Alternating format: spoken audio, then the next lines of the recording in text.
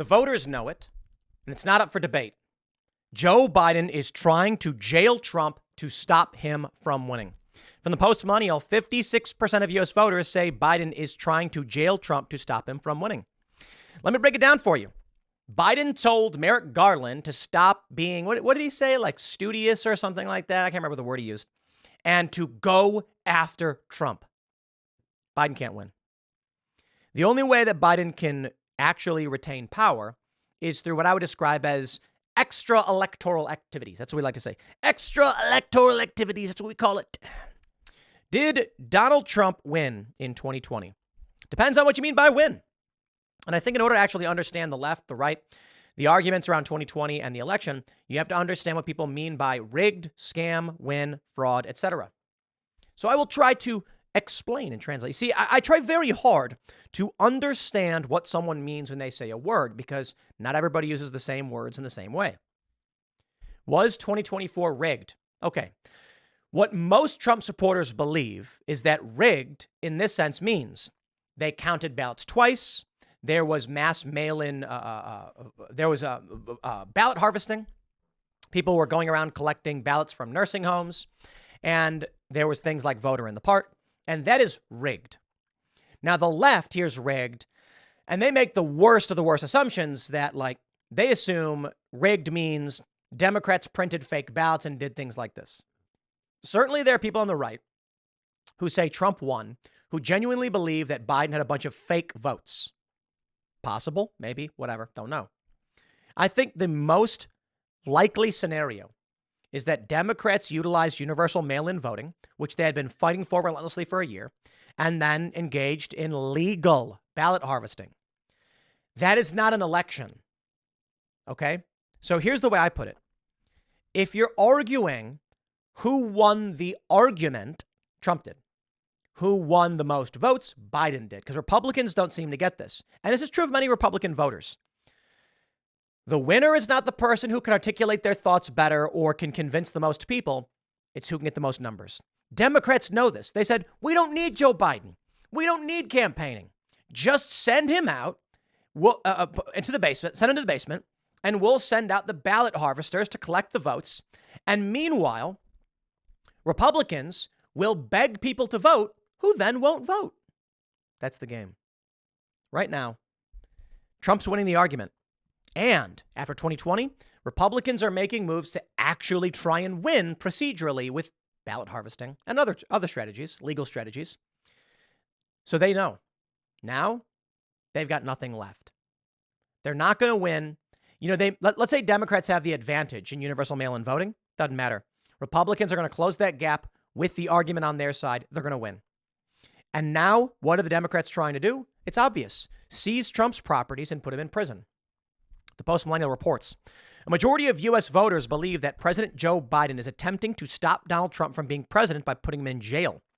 Per a poll from McLaughlin and Associates, 56% of voters polled nationally answered yes to, quote, President Trump has been indicted on a total of 91 counts by supporters of Joe Biden and his Justice Department.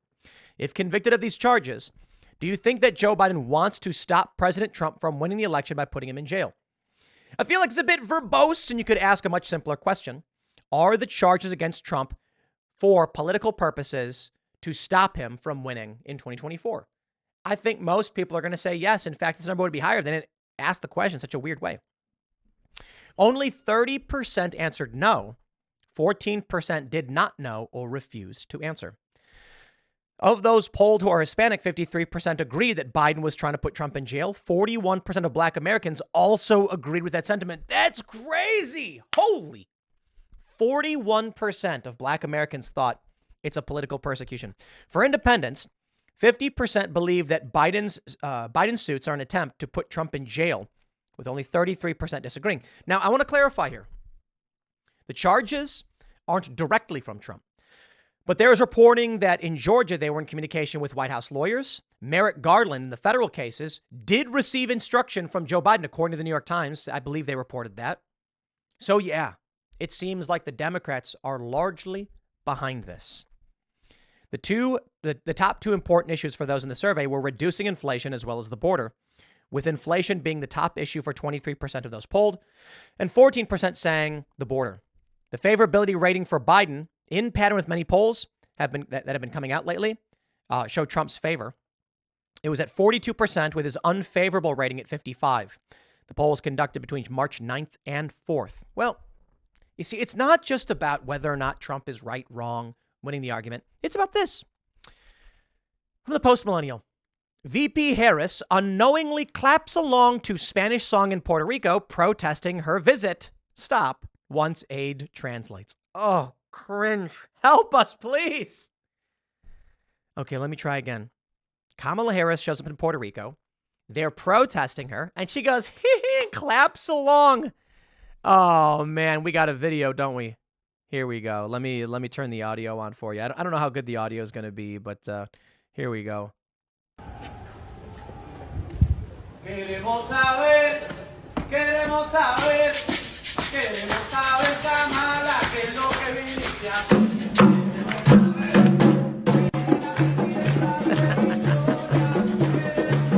Oh no.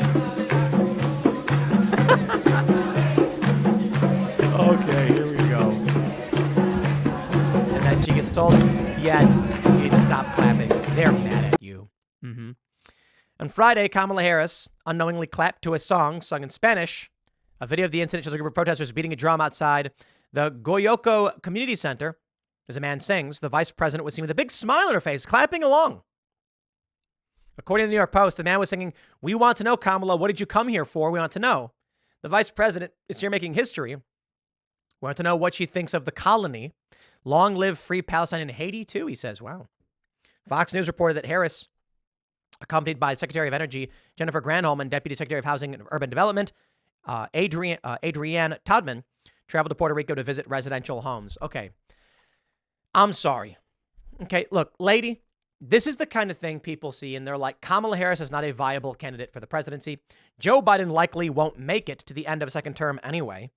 And so what? This is the important takeaway, my friends. A vote for Joe Biden's a vote for Kamala Harris, and everybody knows it. You really think she's going to be capable? I love this one from the Post-Millennial. AOC falsely claims Trump ordered a terror attack on the Capitol on January 6th. The desperation is so clear, but the narrative is broken, and it doesn't work anymore. Donald Trump is winning. No matter how much they attack him, it's not working. I'm talking to young people, man. Go out skating, go out to the MGM National Harbor, like to hang out there. And these younger guys in their mid-20s are like, voted Democrat in 2020, voting Trump in 2024. It's plainly obvious these people's brains don't work. I think it's really simple, actually. I can't remember who on IRL was telling us this, but Trump is an opposition candidate. He's not an incumbent. Trump works as the rage. Why did Trump win in the first place? In 2016, because he was the bull to kick down the door and rampage in the ivory tower.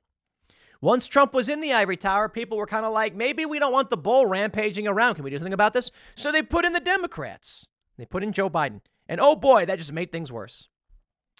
I got to clarify, too. I don't think it's fair necessarily to just say Trump's a bull kicking the door in, because under Trump, 2018, 2019, people were flush with cash.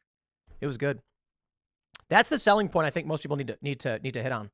I can't remember who was telling me this. You know, I hear things. It was one of the crew that they always tell people, "Do you remember 2018?" And they're like, "Yeah." And it's like, bro, everybody's struggling. The rent is too damn high. Food costs are too high. And everyone's complaining, what's going on? Why can't I afford groceries? Why can't I go to the movies? Why can't I get a car? Why can't I get a house?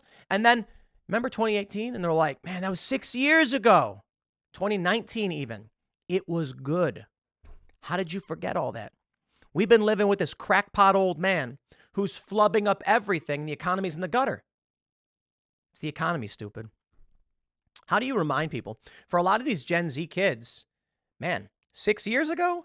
Well, I mean, a lot of these, they're like, dude, a 22-year-old, they're at 16 6 years ago, and they're voting now. They don't have those experiences, and they don't remember that stuff. So I think that's what you got to convey where you can. Somebody who is probably 24, 25, they might remember, like, I had cash, man. Things weren't so bad. I could afford to eat. Maybe you were a little young and you weren't super rich or anything, but it certainly was different than it is today. I tell you what. You want to vote in that same stuff? Vote for these crazies. But the American voter, they know. They're coming after Trump because they can't win. They can't win the argument. So they're going to win extra electorally. I'll leave it there. Next segment's coming up at 1 p.m. on this channel. Thanks for hanging out, and I'll see you all then.